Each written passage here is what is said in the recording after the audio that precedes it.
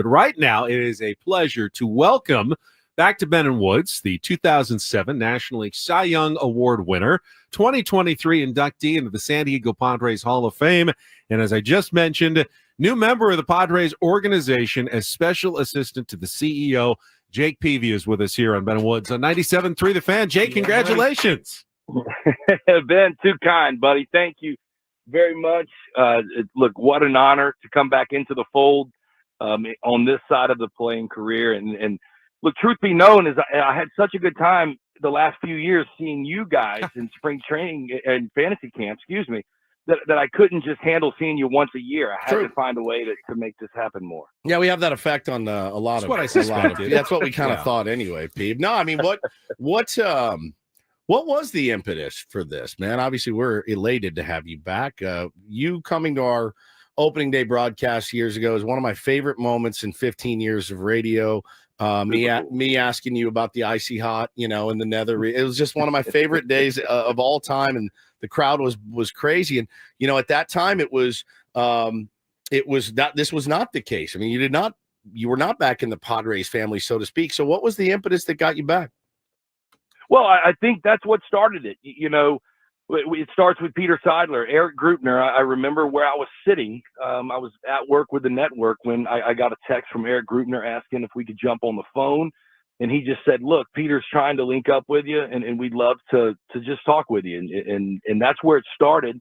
I shortly got on a phone call with Peter, and he just was so welcoming and warming and wanting to bring back in some of the old alumni. I was super appreciative of it. And over the last few years, I've just gotten to know Erik Greupner really well. Tom Seidler has become a great friend and family.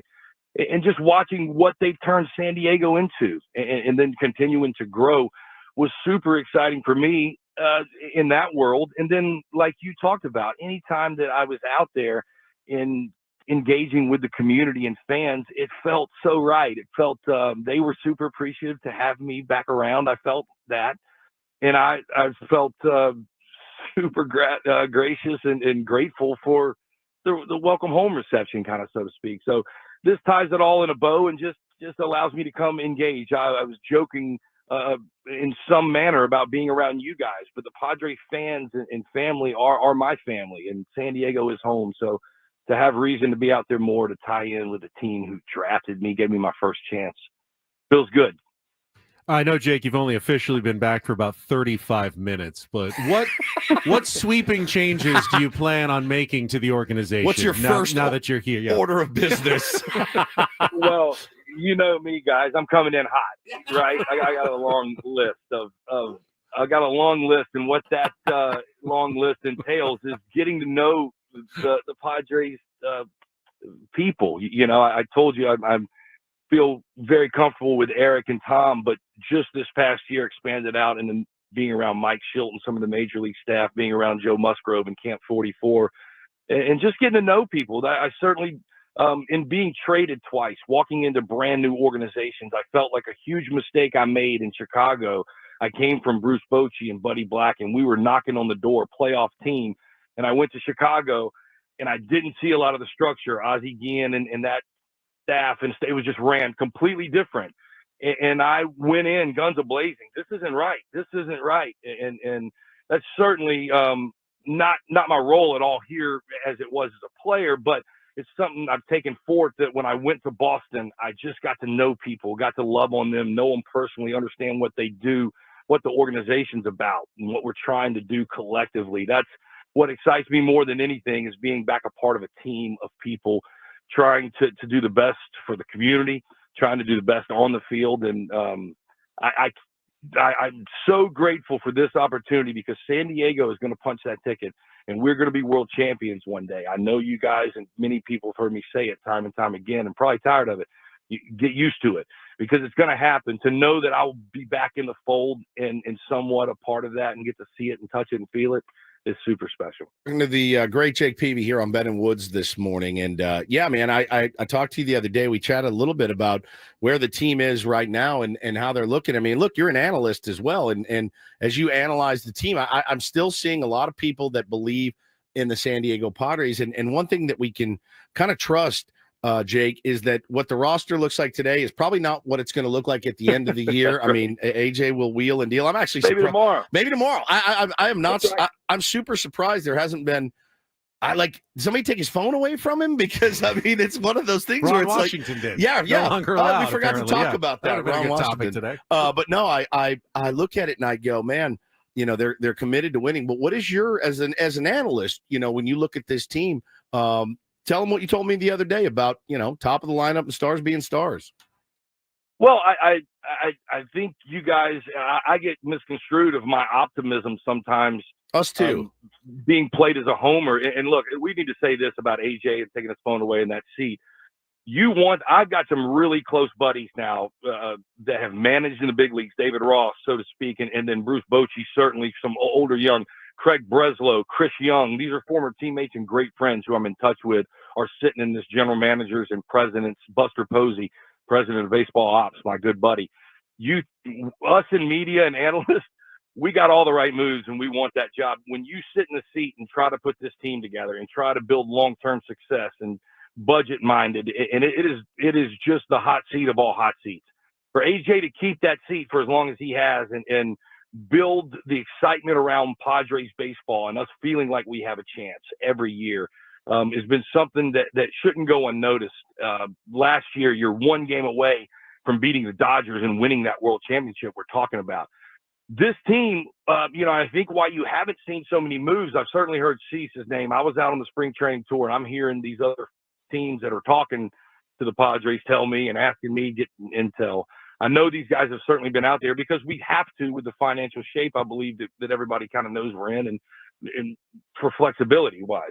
But when you start looking at this team on paper, for me, this winning a championship and getting in the playoffs are like that's the two biggest things. Like, you got to have a team that understands how to punch through in this 6-month grind and be good enough through the injuries and through all that's going to happen to get in the playoffs. And then you've got to have a team that's bulletproof by that point in time and healthy enough to run the gamut 1 month. And that's it. Any team can do that. The teams that I punched through and won with, Boston, not the favorite. San Francisco, not the favorite in any situation. So I don't want to hear the Dodgers or these, yes, that might play out that their talent wins, but we get in the playoffs, you see, pound for pound, Micah King, Dylan Cease, and on and on. Nick Pivetta, know what he's made of in Boston. Darvish, we saw what he was made of. That's 4 studs that can be counted on the playoffs. Musgrove's got years left, and we saw what he's about. So how do you not like that with the back end of the bullpen and Suarez and Adam and Estrada? You shore that stuff up at the trade deadline. I'm going to shut up here. But then our lineup's filled with stars. The top 6 are stars and are supposed to perform. They perform, we're fine. Let's see what we get out of the bottom guys. Jay Hay, love what he does team-wise. He's a championship player. So building off last year, let's just get this team in the playoffs, take our chances. About to run through a brick wall right now. No kidding. Look, I know I said a lot. Fired up. That's why they hired him. In. You guys know the grind is getting in the playoffs. Yeah. Your guys are healthy and hot. We've got a chance versus anybody. I love it. Jake, I love it. You mentioned Dylan Cease and Michael King. Last time we saw you was at Fantasy Camp, where we did the panel with the Cy Young Award winners, yourself and Mark Davis, Randy Jones. Of course, Blake Snell has one now, Gaylord Perry. I think those are two guys, though, legitimately with a shot to become the 6th Padres Cy Young Award winner. They were both top 7 in voting last year. What does it take, though, to have a full season? Obviously, health is the first thing, but beyond that, a full Cy Young Award winning season for either of those guys. Do you see it potentially happening? Of course I do. Their talent level, and I mean, you see Dylan Cease is wanted by every team in the league. When I'm telling you, every camp I went to, people were asking me about Dylan and if I knew anything about his availability, everything. We saw King, if you go out there and do what he did in a playoff start when guys are absolutely concentrating their most against the Braves, and I know it wasn't all their guys, but still, you see that they have Cy Young stuff. I think what I'm loving is Joe Musgrove has really set a culture for starting pitchers, something I haven't seen in a long time there. And it's taken years, but this Camp 44, after I left you guys, I went to San Diego for a few days, got to know Dylan for the first time and Joe and be around Ruben and staff, watch it work. I think when you ask me what it takes that. Blake Snell certainly took another step up because of his surroundings and you and Joe Musgrove being around him, and they got the best out of him for a full season. He wins the Cy Young. I think both of these kids leaning into experience around you and really having the support system that I know San Diego and the system has, that's what can get you sustained greatness through a great year. Maddox was around me, Chris Young, stablemates. Then I had incredible staff. That's what made the difference in me putting together a full season. What was it like playing for Ozzie Guillen? You know, I've seen him on the post game for the White Sox. It's as wheels off as anything I've ever seen, man. I you know, it's great for us. We play the audio. We're like, oh my God, love it. Yeah, what was he like to play for? Did you guys go at it? Like I picture you guys going at it. Oh man, of course.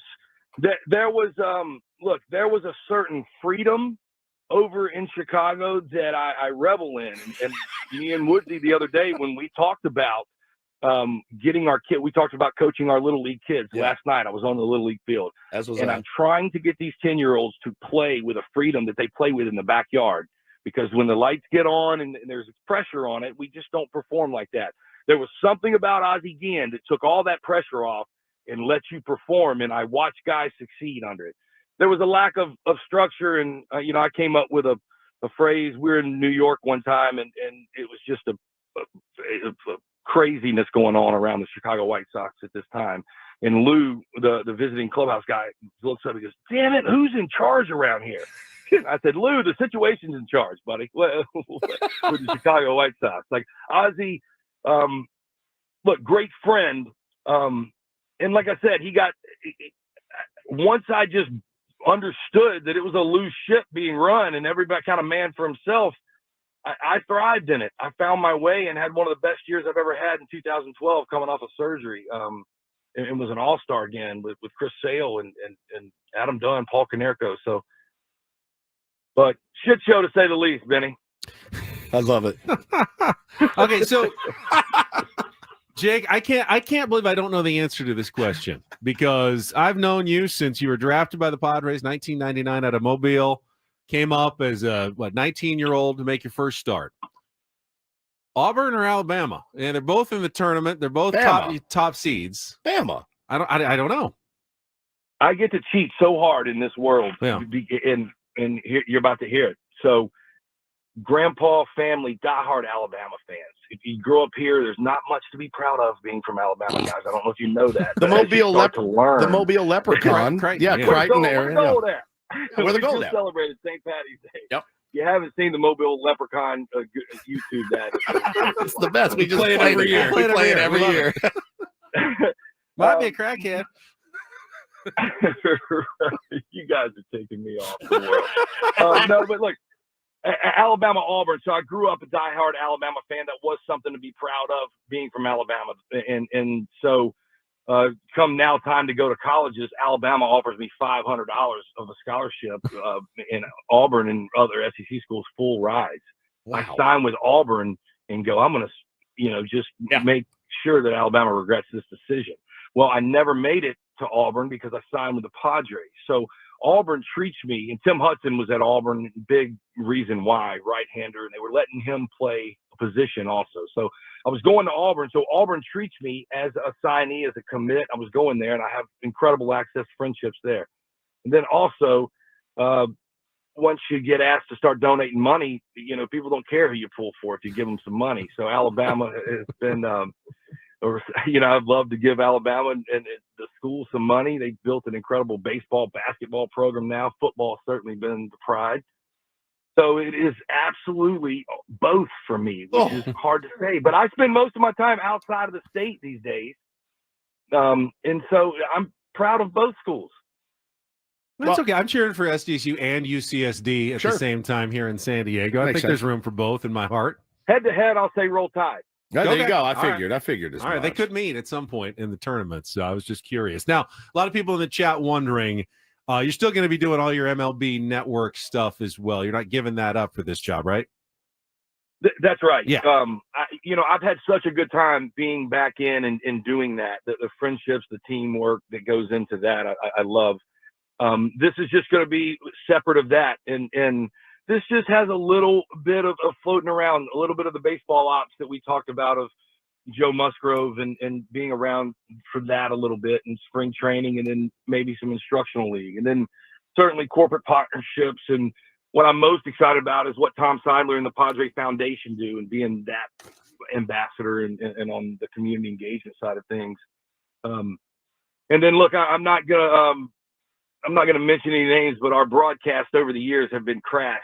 Some good, some not so good. I think we've got the best, if not the best, if not one of the best broadcast groups in the world. Donnie and me go back to 13 in Boston, win a championship together, Mudcat from my earliest days. So going to crash their broadcast and inning Nice. here and there. Nice. I love it. Love it. Well, Jake, This is a great congratulations. move. We're all really excited about the news this morning. Jake Peavy back in the Padres organization, which means we'll get to see him more often. Can't wait for it. Really, really excited about the news. And thanks for joining us. Buddy, I appreciate both of your guys' support along the way. I'm looking forward to spending more time together. Thank you, man. Us too. There he is, Jake Peavy.